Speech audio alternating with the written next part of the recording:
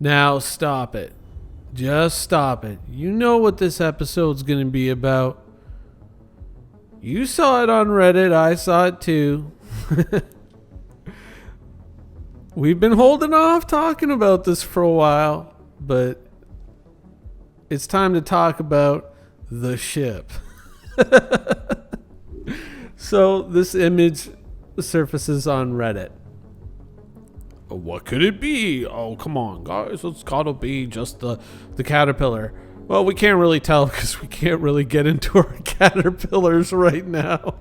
But it's the Corsair. Specifically, this is the view from just behind the co-pilot slash gunner slash missile operator seat, located right behind the captain. Now you might say, well, are you sure? Are you sure? And it's like, look, you're asking somebody who's been flying a caterpillar since the 2 point whatever days. Both seats in the caterpillar sit up on the platform in the cockpit. This only has one in the cockpit and one behind it. That is the Corsair. It is happening. But it does prompt a bit of a question.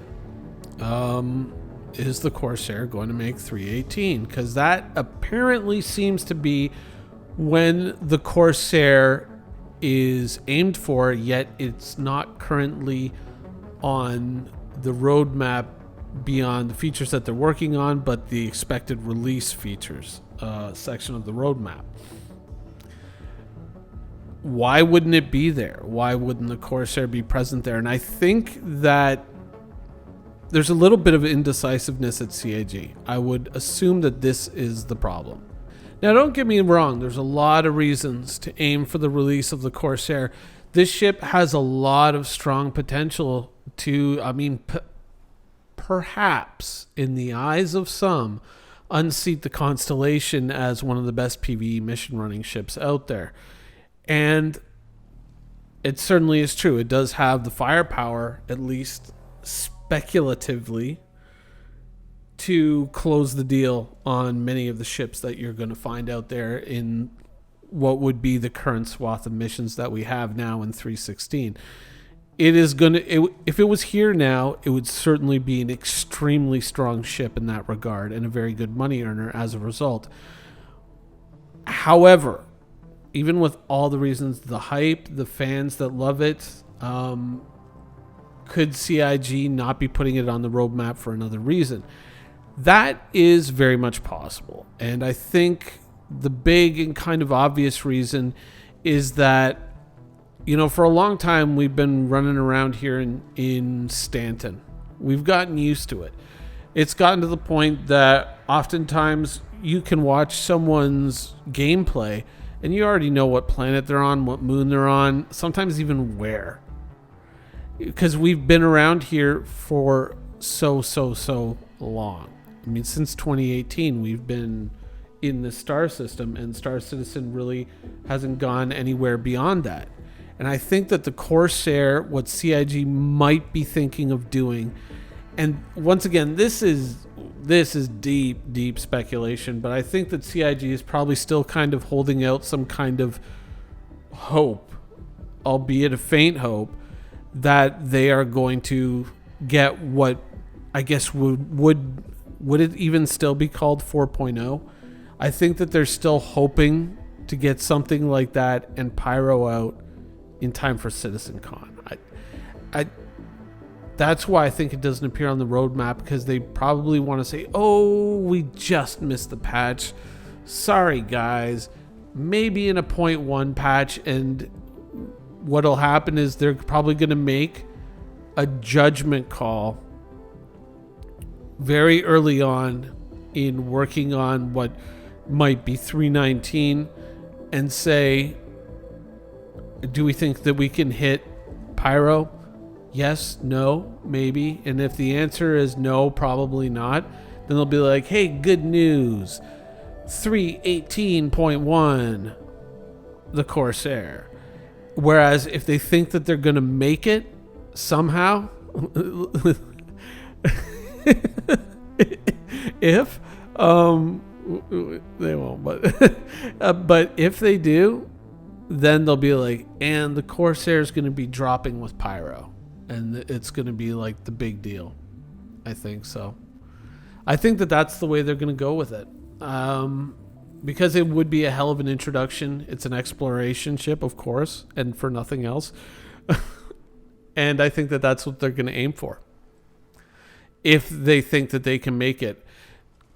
Now, do I think that Pyro's going to make it into, CitizenCon? No.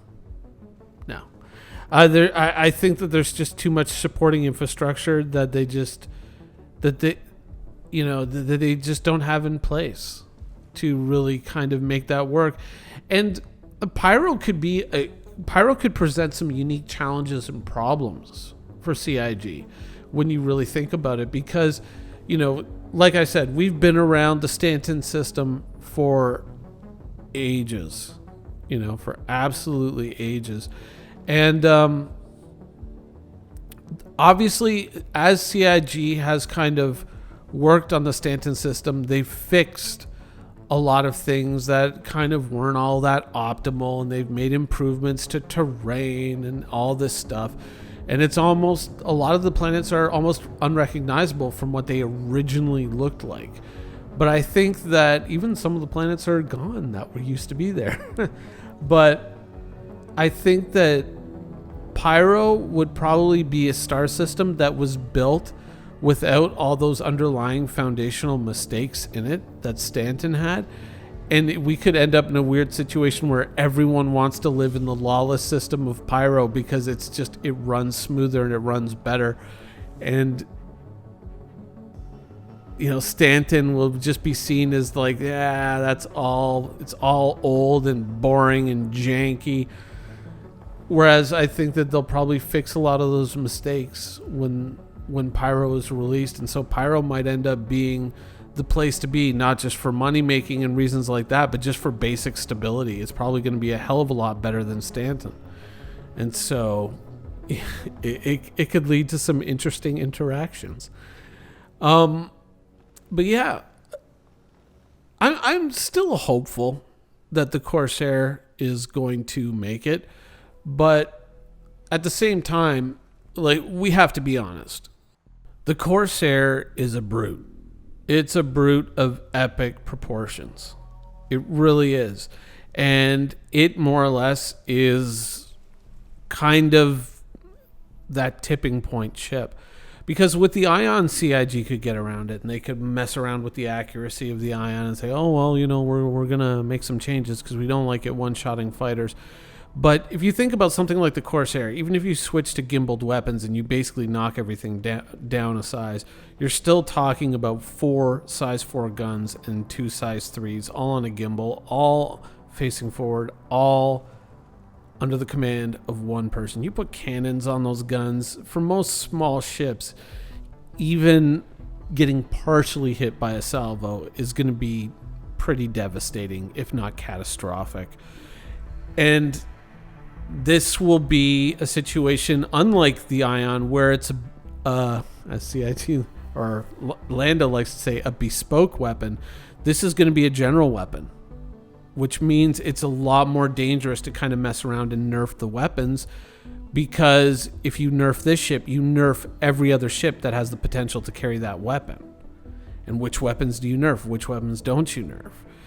And this is going to be kind of where CIG kind of hits that tipping point. It's like, oh, yeah, we just can't slap Band-Aids on these things. We actually have to think about this now.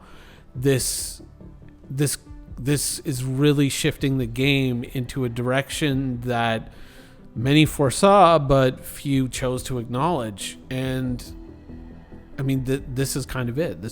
It's the personal ship that it's not even a personal ship, but it's going to end up being the personal ship that carries a ground vehicle, carries cargo, does exploration, hits like a truck, and it's probably fast but lightly armored,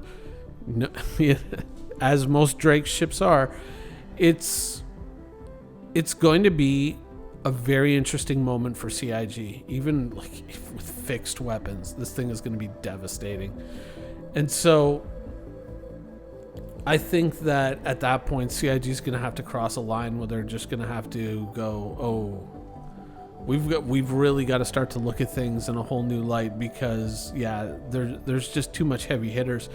And for the ships that are not on the roadmap, I would be shocked, at all the little things that they're working on that they're not revealing to us. I would be shocked if there weren't 2 or more ships in there that kind of fit the role of the Constellation or the Corsair.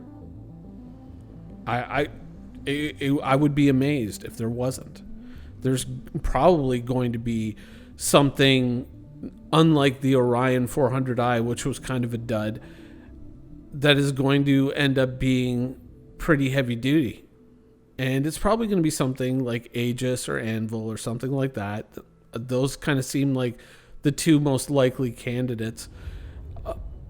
And we're going to be in a very interesting place where I don't know. It's going to flip a lot of things on their head, and it's going to change the way a lot of people look at ships in Star Citizen.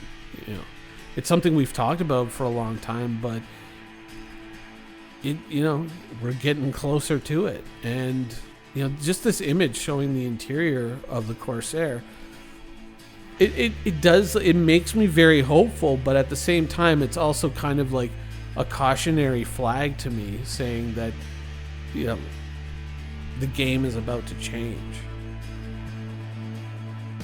Thank you for watching. So if you want to keep up with the latest and greatest in Star Citizen and Squadron 42's development, please follow us on our social media channels.